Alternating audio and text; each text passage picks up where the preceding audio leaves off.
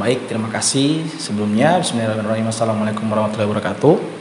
Ya, perkenalkan, nama saya Reka Aji Sukirman Putra Nakumu Putih, biasa dipanggil Putra di sehari-hari. Umur saya 19 tahun dan saya berasal dari kampung tepatnya di Sulawesi Utara, di Bitung. Dan ya begitulah. Aktivitas sehari-hari? Aktivitas sehari-harinya saya ya seperti teman-teman yang lain. Saya juga kebetulan sebagai mahasiswa di kampus Universitas Pohuwato, ya kampus berada di Pohuwato di Gorontalo tepatnya. Sebagai mahasiswa dari Fakultas Keguruan dan Ilmu Pendidikan jurusan Bahasa Inggris, dan juga aktivitas lainnya seperti menjadi seorang konten kreator, membuat video YouTube tapi dalam bidang beatbox. Apa hal yang bisa diceritakan kepada teman-teman yang lain yang tidak tahu tentang seorang Putra? Yang mungkin yang bisa saya ceritakan mungkin lebih ke arah impian saya. Salah satunya itu yang seperti saya katakan tadi, menjadi konten kreator untuk mengangkat perihal beatboxing itu sendiri, karena saya juga ada impian di mana saya ingin membantu teman-teman saya yang kebetulan ada 10 orang di dalam grup komunitas saya, yaitu Pohuwato Beatbox, di mana melihat mereka memiliki banyak potensi tetapi tidak ada wadah untuk mengekspos itu, sehingganya saya membuat komunitas ini untuk membantu mereka. Jadi, dan selain itu juga saya juga punya mimpi. Seperti yang kalian tahu, I'm a student from Pohuwato University as the English department, that I join with the English department. Jadi I have a big dream atau mimpi besar. Seperti yang saya lakukan sekarang juga, selain membuat komunitas beatbox, saya juga alhamdulillah tergabung dalam sebuah institut atau ya perkumpulan begitu, untuk membantu di mana memperkenalkan bahasa Inggris kepada masyarakat awam yang belum paham akan bahasa Inggris. Dan sebenarnya mereka harus tahu, karena sebagaimana yang kita ketahui bersama, bahwasanya bahasa itu adalah alat komunikasi atau penyambung ide dan gagasan, seperti itu.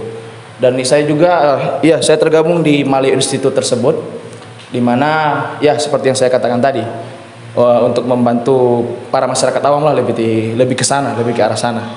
Hal-hal apa yang dilakukan di Maleo Institute? Di Maleo Institute itu ada yang namanya program English Camp. Nah, di dalam program itu kita membuat satu kegiatan di mana sistem menginap begitu, tapi dia bernuansa Inggris semua, begitu. Karena yang kita ketahui bersama, ketika kita ingin belajar sebuah bahasa, ada beberapa faktor yang mendukung itu. Salah satunya yaitu faktor lingkungan.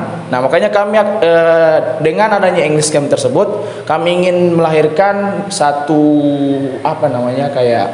gerakan untuk membuat mereka itu dapat berbicara bahasa Inggris tanpa harus memikir aturan dari bahasa Inggris tersebut, kayak talks or speak up like the native speaker as fluently as they can without thinking about the grammar, something like that. Atau seperti itulah contohnya. Apa harapan Putra dari Maleo Institute untuk anak muda di Pohuwato terkait bahasa Inggris? Ya itu, harapan saya ya mungkin terbilang cukup besar, karena saya menginginkan nantinya hadirnya Maleo Institute ini agar membuat satu kayak dorongan untuk para pemuda, di mana mereka dapat bersaing skala internasional, tidak hanya skala lokal, nasional maupun dan sebagainya, tapi harus skala internasional dalam bidang apapun, mau ekonomi, pendidikan, pengetahuan dan berbagai macam aspek atau bidang tersebut, yang pastinya menunjukkan bahwasanya Indonesia bisa bersaing di skala internasional tersebut, bukan hanya di sekedar di negaranya sendiri atau di daerahnya sendiri. Kalau hal seperti itu sudah gaya lama, kenapa kita tidak keluar dari zona nyaman kita, begitu? Kenapa kita tidak berani untuk melakukan persaingan di luar negara kita atau skala internasional tersebut? Itu harapan saya yang saya pikirkan sekarang, kenapa saya gabung juga di Maleo Institute itu. Terakhir, apa harapan untuk Pohuwato?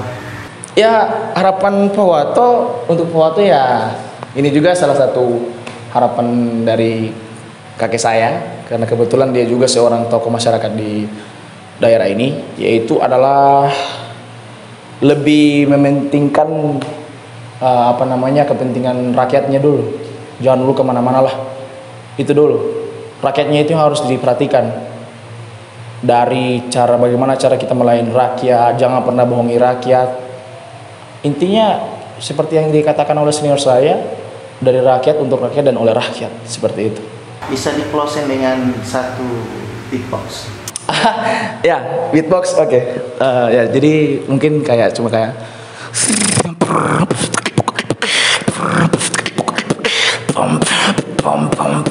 My name is Raspimo.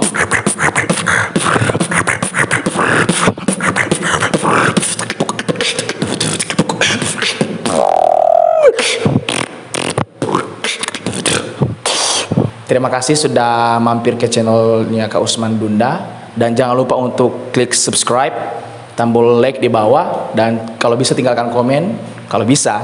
Dan sampai jumpa, saya Respimo dan see you next time.